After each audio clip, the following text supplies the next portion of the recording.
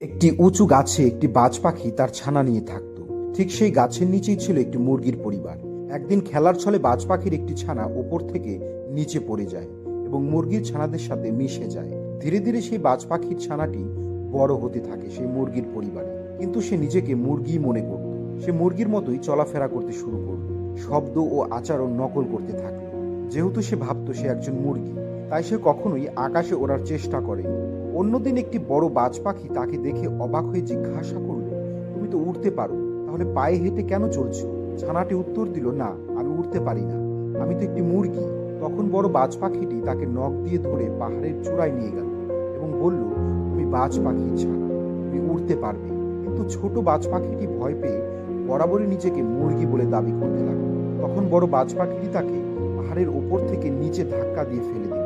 পাহাড় থেকে পড়ে যাওয়ার সময় সে ভয়ে ছোট বাজ পাখিটি নিজের অজান্তেই ডানা ঝাপটাতে শুরু করল এবং একসময় সে আকাশে উড়তে লাগলো।